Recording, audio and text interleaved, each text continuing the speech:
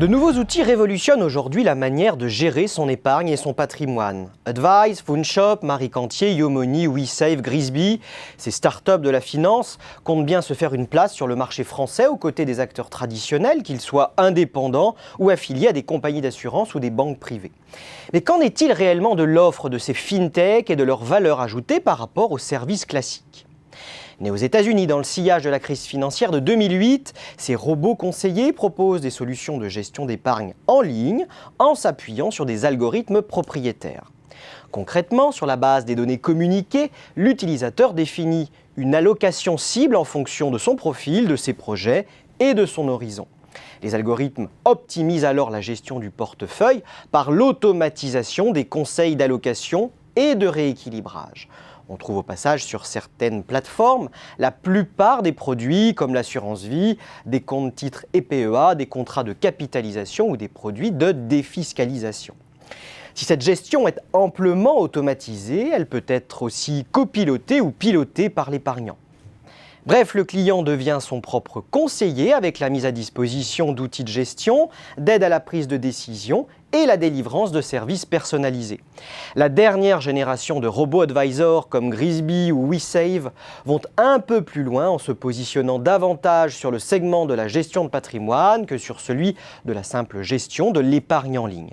La dimension conseil est alors bien plus présente avec des services d'agrégation permettant une vision à 360 degrés du patrimoine, qu'il soit financier, immobilier ou professionnel.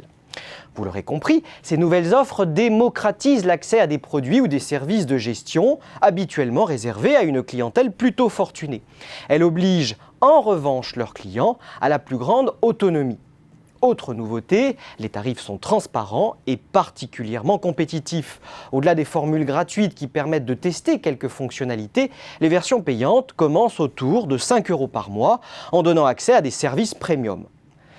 Ubérisation de la gestion de patrimoine, me direz-vous ? Non, car à de rares exceptions près, les robots advisors proposent leurs solutions technologiques en marque blanche aux acteurs traditionnels.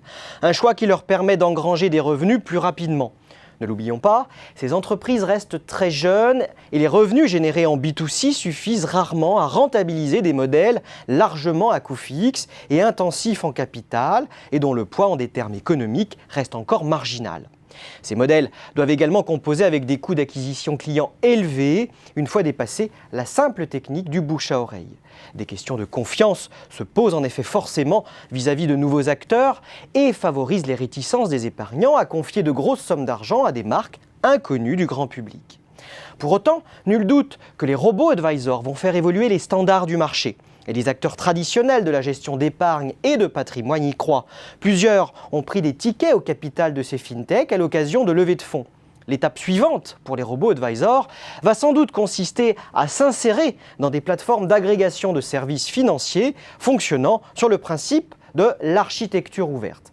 Une évolution qui, si elle enchante les clients en leur fournissant des services innovants et une expérience client renouvelée, ne sera pas sans impact sur la configuration des secteurs de la banque et de l'assurance si elle devait se confirmer.